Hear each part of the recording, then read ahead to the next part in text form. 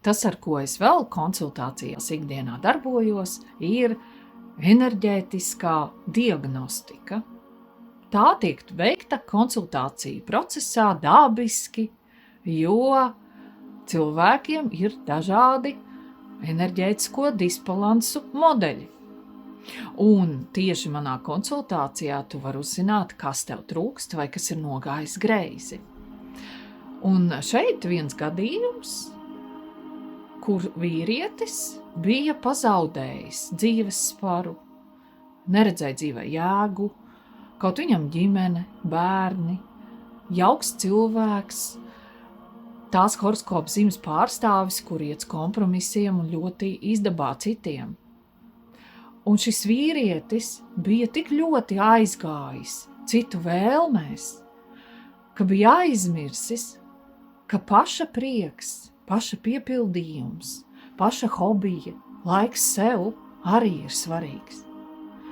Un, diemžēl, šis gadījums noveda pie ļoti nopietnas diagnozes, jeb depresijas.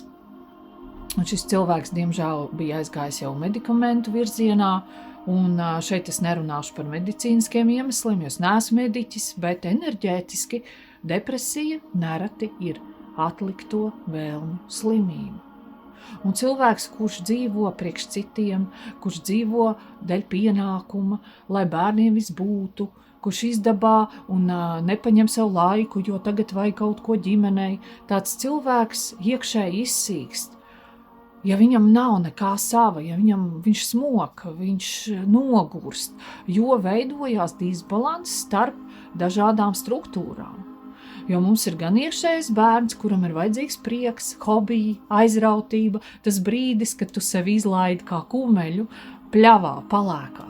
Un ja tev tā nav, tad tu nevari izvilkt šos te pienākumus, šo atbildību, kas ir mūsu iekšējā vecāka struktūra. Un tad tā enerģētika sāk grimt, un sākumā viņa grimst mazliet, un pēc tam viņa grimst arvien vairāk, radot dažādas slimības. Jo kā gan var gribēties dzīvot dzīvi, kur ir tikai citiem? Šajā gadījumā bija vēl citas kļūdas. Piemēram, šim cilvēkam nebija savas personīgās telpas, jo pat seansu noklausījās citi cilvēki, kuri pēc tam atļāvās komentēt.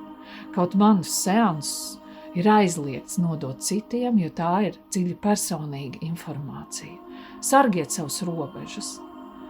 Sargiet savu prieku, atcerieties, ka jums ir vajadzīgi hobiji, brīvais laiks, atpūta no visa, jo tā jūs uzpildīsiet savas baterijas. Par šo vairāk jūs varat uzzināt arī iekšējā bērna iepriecināšanas praksē, kas ir pieejama kā audio ieraksts, kur jūs varat šo te iekšējo savu daļu pacelt citās enerģijās, iemācīties gūt prieku, vieni paši sākumā, un pēc tam jūs to ieviesīsiet kā ieradumu, lai nekad nepazustu tajā sajūtā, ka es negribu dzīvot dzīvi, kurā ir tikai jādodas citiem pienākumam, jo kā gan var gribēties tādu dzīvi. Mums visiem vajag prieku. Prieks ir mūsu dzīves enerģijas baterija. Ja interesē šī prakse, rakstiet, mīļie!